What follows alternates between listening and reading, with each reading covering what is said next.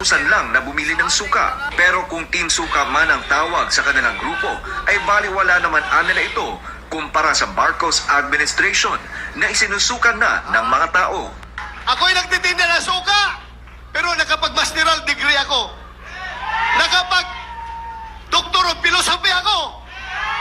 Naging CPNP pa ako. At ngayon, naging senador pa. Kaya sa lahat ng nagtitinda ng suka dyan, malaki ang tsansa nyo na magiging senador. Alam natin kung bakit napakataas ng pangunahing bilihin sa ating bansa.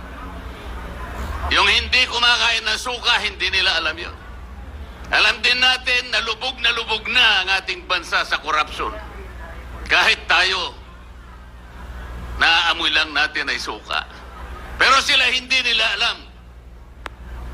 Sapagkat karamihan sa kanila ay involved sa korupsyon. Kaya ako ay natutuwa kung ito man ang Team Suka.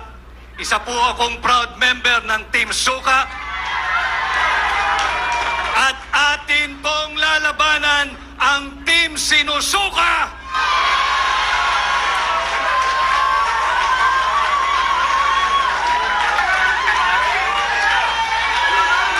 Labanan natin ang mga mambubudol!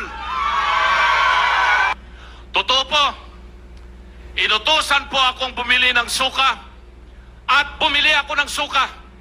Siniguro ko na talagang suka yung aking binili, hindi po droga yung aking binili. Ang proclamation rally ay personal rin na dinaluhan ni dating Pangulong Duterte, ang chairman ng nasabing partido. Sa kanyang mensahe, sinabi niyang hirap si Bongbong Marcos na solusyonan ang mga problema sa bansa. Pero kung sakaling mas magaling man si Marcos sa pamamahala kumpara sa kanya, ay hinikayat pa niya ang taong bayan na iboto ang senatoriables ng administration.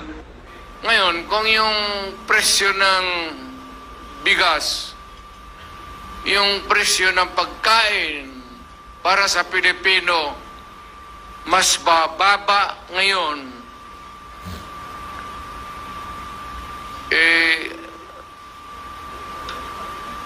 noong panahon na umupo si Presidente,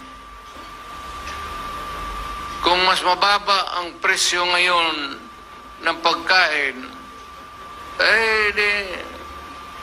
iboto natin yung mga kandidato niya. Nakikita mo naman, talagang almost hindi na kaya. Hindi kaya ng tao.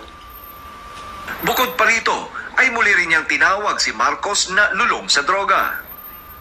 Meron isang presidente na talagang bangag.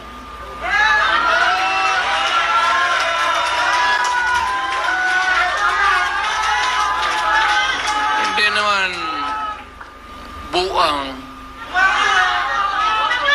pero yung bisyo ng droga, long term yan. Maging ulol si Marcos,